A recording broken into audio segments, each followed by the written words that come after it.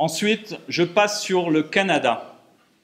Je brosse les pays qui sont importants pour la plupart d'entre vous. Donc, le Canada, en fait, vous avez une règle générale qui s'applique à tout le monde, que vous soyez français, que vous soyez camerounais, sénégalais, la règle générale s'applique à tout le monde. Pour aller travailler au Canada, dans la règle générale, eh ben, il faut que vous soyez exceptionnel.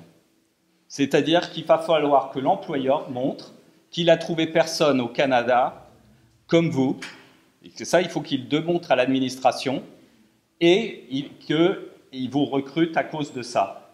Ça va être le cuisinier 3 étoiles, ça va être le boulanger qui est d'excellence, ça va être le thésard, qui a fait une excellente thèse. Mais vous voyez, c'est un type de population, des talents. Voilà.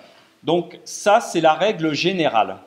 Et puis après, vous avez des règles particulières qui sont liées à des accords bilatéraux de coopération que le Canada a passés. Et vous avez des quotas par nationalité en fonction des accords bilatéraux. Donc, par exemple, la France a un accord bilatéral avec le Canada et vous avez 3 types de visas, stage, jeunes professionnels, permis vacances-travail, qui vous permettent, si vous êtes français, de rentrer sur ce territoire donc en utilisant ces quotas. Il y en a à peu près 2000 sur le jeune professionnel. Pour les stages, je crois, à vérifier que c'est autour de 6000 et 7000 pour le PVT, environ. Bon, le PVT, le permis vacances-travail, s'obtient, vous candidatez sur Internet, il y en a un certain nombre qui ont fait ce jeu-là, certainement parmi vous, cette année. Et en gros, en 2 minutes, les places étaient prises. Et puis, pendant les 2 minutes où c'était ouvert, eh ben, personne n'arrivait à se connecter, tellement c'était l'embouteillage. Donc, en gros, je compare ça à la loterie de la green card aux États-Unis, vous voyez?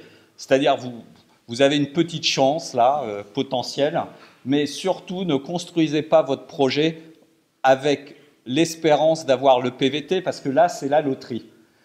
La manière de vraiment construire son projet, en tant que ces jeunes professionnels, c'est ce visa, c'est obtenir un job là-bas, et on vous fait les papiers. L'employeur, là, pour le coup, n'a pas à démontrer que vous êtes une star. C'est automatique, si vous voulez. Il vous donne un papier comme quoi il vous recrute, et à partir de là, vous pouvez lancer la procédure administrative. Et si vous êtes dans les 2000, donc au début de l'année, où de toute façon il n'y a pas énormément de gens, il n'y a pas une concurrence si massive que ça là-dessus, vous aurez les papiers pour aller travailler pendant 18 mois au Canada. Et ce qui est formidable, c'est qu'au bout de 12 mois, vous pouvez demander le visa permanent, si vous avez un job, et 3 ans plus tard, le passeport canadien. Et le passeport canadien vous donne la possibilité de travailler aux États-Unis si vous avez un emploi aux États-Unis. Ça change tout, le passeport canadien, pour l'Amérique du Nord. Et pour les Français, je vous assure, c'est le meilleur moyen d'aller en Amérique du Nord. Pour moi, c'est ça l'objectif, vous voyez, pour mes enfants. Donc, et puis vous avez un visa stage. Un visa stage, pendant vos études, si vous obtenez un stage au Canada, vous aurez les papiers. Tout ce que je viens de dire, c'est lié à l'accord bilatéral entre la France et le Canada. Alors, après, vous avez une liste de pays où il y a des accords.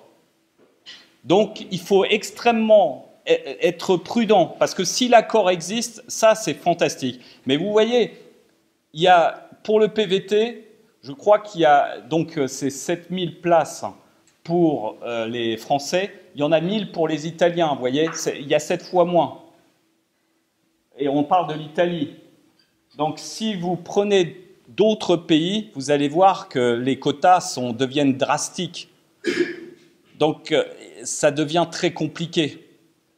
Donc si vous êtes marocain, par exemple, et que vous voulez aller au Canada, moi je vous donne la voie qu'il faut prendre et où vous serez sûr de partir, faites un super doctorat. Parce que si vous comptez sur la procédure administrative et sur les quotas et sur tout ça, vous y serez je ne sais pas quand.